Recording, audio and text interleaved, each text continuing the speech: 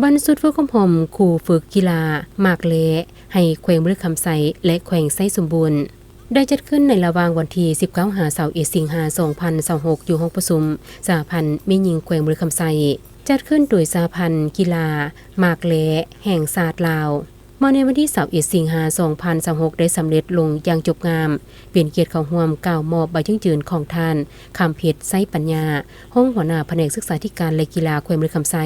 ท่านนางบัวคำทิพย์พระวงศ์ประธานสหพันธ์กีฬาหมากเลแห่งศาสตร์ลาว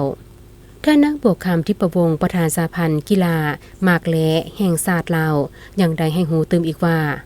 การยกระดับครูฝึกในครั้งนี้เป็นการส่งเสริมฟื้นฟูกีฬาพื้นเมืองให้มีความเข้มแข็งพร้อมทั้งสร้างบุคลากรครูฝึกที่มีคุณภาพเพื่อไปฝึกอบรมและสร้างนักกีฬารุ่นสืบทอดในทั่วประเทศต่อไป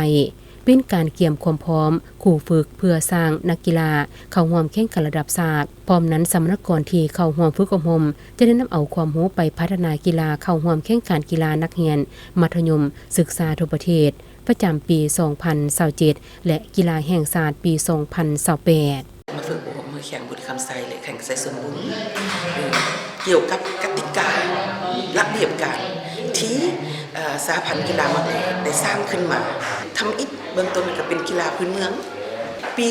2010 เพิ่นได้ขึ้นตำแหน่งมาเป็นกีฬาแห่งชาติได้เขียนปึ้มเป็นกติการะเบียบการเฉพาะกีฬามักเลนี้ขึ้นมาและกระทรวงศึกษาก็มีการอนุญาตในการตรงกับกติการะเบียบการดังกล่าวเนาะจากนั้นเพื่อจะให้กีฬามักเลว่าขยายตัวขึ้นเนาะแล้วข้าพเจ้าก็เชื่อมั่นว่าอำนาจการปกครองแข็งขึ้นกับให้เงินไขสะดวกอนุญาตให้มีการจัดฝึกอบรมครั้งนี้ร่วมกับแผนกศึกษาและสหพันธ์แม่หญิงแขกสุดนี้เนาะได้มีการฝึกอบรมครบถ้วนเนาะ12 ท่ากีฬามักเลจากนั้นแล้วข้าพเจ้าก็หวังว่าการเข้าร่วมงานกีฬามักเลต่อไปเป็นต้นคือกีฬาขั้นมัธยมอยู่แสงแข่งสิกรม2027หวังว่าแข่งบริคำไซครั้งนี้ก็จะมีนาเข้าร่วมนับเพิ่นจากนั้นปี 2018 ขึ้นไปนี่ก็ถือว่าเป็นกีฬาแห่งชาติก็เป็นแข่งจำปาสักเนาะข้าพเจ้าในนามประธานกีฬามักเลก็ขอแสดงความขอบใจนำอำนาจการปกครองแข่งบริคำไซเจ้าสบายดีข้าพเจ้าชื่อนางพิกสว่างบัวสอนศรีผู้อำนวยการโรงเรียนอนุบาลเอกภาพข้าพเจ้าในนามผู้เข้าร่วมในเข้าร่วมองค์ประชุมฝึกอบรมกีฬาหมากเล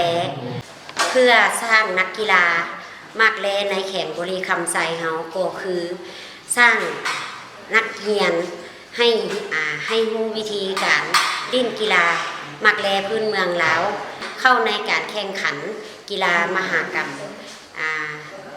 มัธยมแห่งชาติของที่จะจัดขึ้นในปี 2027 นี้เนาะและจะนำไปแข่งขันเข้าในขบวนการวันสำคัญของพรรคของชาติ